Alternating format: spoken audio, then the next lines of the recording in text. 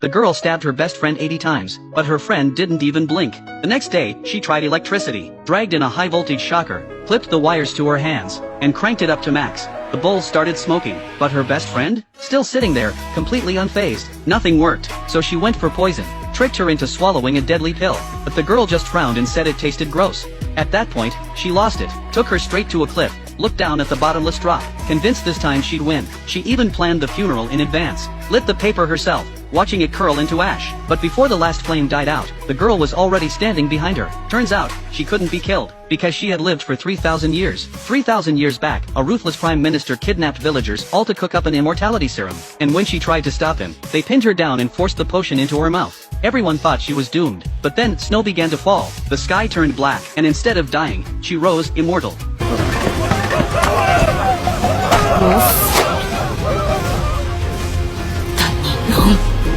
She killed the prime minister with her own hands, freed the children, and those kids swore loyalty generation after generation. For 3,000 years, her servants kept that oath, but he was too old to serve her now. So he brought his granddaughter, Luna, and told her to kneel. They were master and servant, but felt more like sisters. Even when Luna secretly used her in an experiment, she didn't get angry, she just let it go. Until one day, things changed. A group kidnapped Luna and used her as bait, demanding the secret to eternal life. Watching her lay down her weapon, ready to be taken, Luna grabbed a knife and slit her own throat. She chose death so she wouldn't be a burden. The woman held her, then used her own blood to mark a red spot behind Luna's ear. She whispered, "I'll find you again, in your next life." 100 years passed. She searched every corner of the world, but Luna never showed up.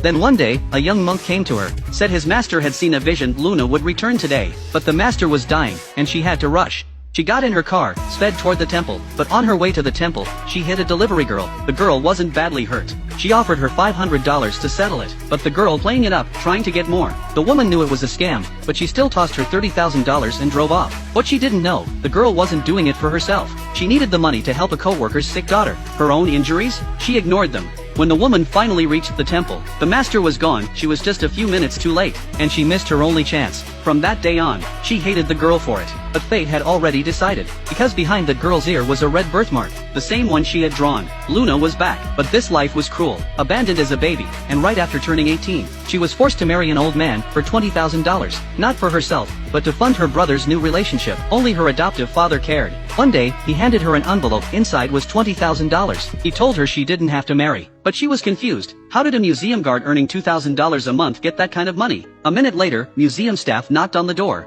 He had stolen a painting, sold it for the cash, and turned himself in. The girl begged them to let her repay the debt, said she'd work day and night. They took her to the museum.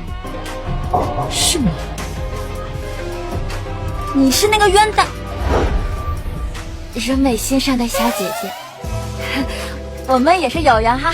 But when the woman learned she was the thief's daughter, she told her assistant to call the cops. Desperate, the girl kept bowing, again and again, swearing she'd pay every cent, even if she had to start as a janitor and work her way up. But the painting? Worth $2 million. She'd have to give up 30 years of her life to make it right. 你这是违法，威胁我得谁的好？小李，报警。已经签好了，老板。陆星，奴才在，请分。 But what could she do? Her dad stole a $2 million painting, sold it for $20,000, and now she had to clean floors for 3 decades just to fix it. 小心点。我没事，我就脚滑了一下。我是让你小心我的东西，这里随便碰掉一样你都赔不起。网络的资本家。